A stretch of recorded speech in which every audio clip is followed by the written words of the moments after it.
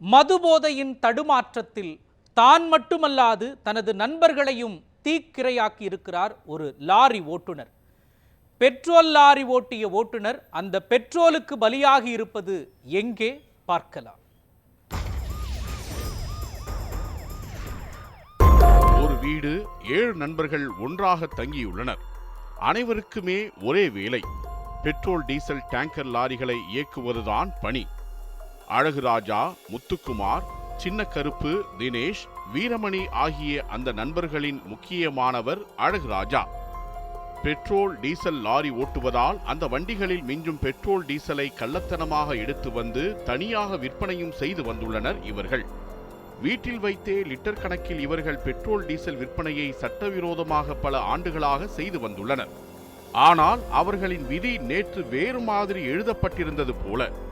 நண்பர்களில் ஒருவரான அழகுராஜா கடந்த சில தினங்களுக்கு முன் ஏற்படுத்திய விபத்து ஒன்றில் பள்ளி ஆசிரியர் சம்பவ இடத்திலேயே உயிரிழக்கிறார்.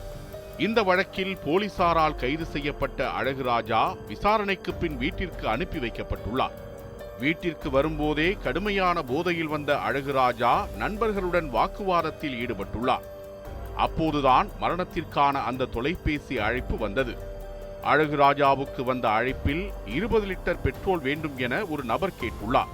மது போதையில் பெட்ரோலை 20 லிட்டர் கேனுக்கு மாற்ற முயன்ற அழகுராஜாவை நண்பர்கள் தடுத்துள்ளனர்.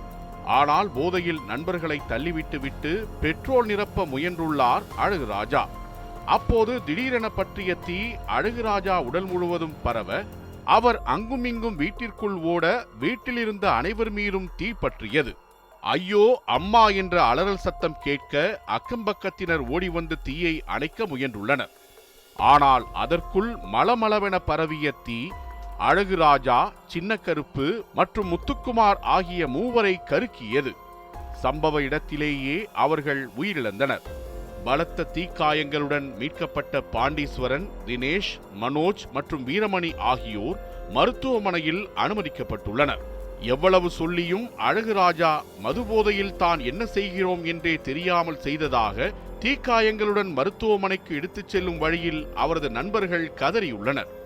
ஒருவரின் முட்டாள்தனமான செய்கையால் உடனிருந்த நண்பர்கள் உயிரிழந்ததும் சில நண்பர்கள் உயிருக்கு போராடுவதும் சூலூர் பகுதியில் அதிர்ச்சியை ஏற்படுத்தியுள்ளது. இதில் மேலும் சோகம் என்னவென்றால், தீக்காயங்களுடன் அனுமதிக்கப்பட்ட அழகுராஜாவின் நண்பர்கள் உயிர் பிழைப்பதும் சற்று கடினம் என்கிற மருத்துவ அறிக்கைதான்.